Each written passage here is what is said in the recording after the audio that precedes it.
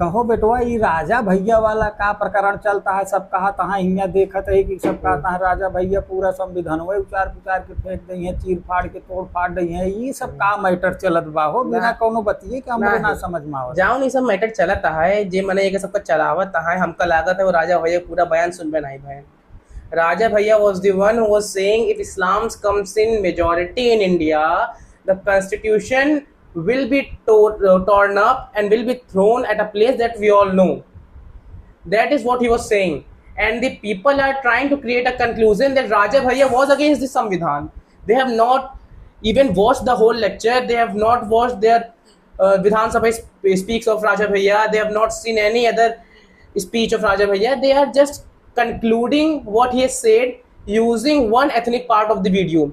देखिए राजा भैया ने जो पूरा बयान दे रहन बयान रहा कि अगर कि और धर्म आ जाए मेजोरिटी में हिंदू माइनॉरिटी में चला गए तो संविधान कहाँ फेंक दे कहाँ बहा दे आपको पता है हमको पता है। ये बात तो चले 100% सच है।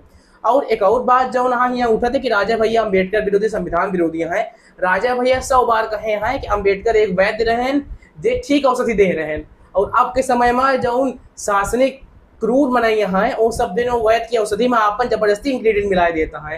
यही इस पेज में राजा भैया कहे रहे कि जाति व्यवस्था में कौनो भेदभाव नहीं रहा वो तो मनाई बनाए दे हैं। वो तो कहे रहे कि जात पात की करो विदाई हम सब हिंदू भाई भाई। राजा भैया himself is a devotee and follower of Bageshwar Dham Maharaj who have the main motive of saying that जात पात की करो विदाई हम सब हिंदू भाई भाई। And one more thing, who are saying that no, Raja Bhaiya's statement regarding the Islam coming in majority was wrong. They should go and see the case of Kashmir, the Kashmiri Brahmin exporters that happened, or the other stuff that happened in Bengal, in Bangladesh, a Hindu was burned alive. They can go and see in Africa many ethnic people are now still being tortured.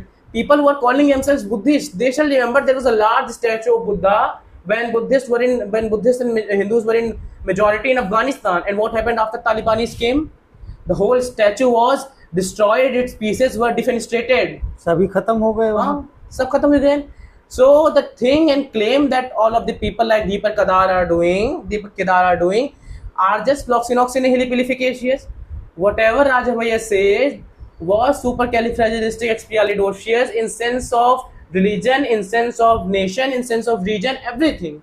Hinduism, Sanatan is the ethnic religion. Everybody should accept it. It's a fact. Either it be bitter, either it be sour, either it be sweet. बिल्कुल क्योंकि सनातन कहता भी है वसुधैव कुटुंबकम, विश्व का कल्याण हो, प्राणियों में सद्भावना हो। जी। ऐसा तो कोई धर्म कहता नहीं। This is what Sanatan claims.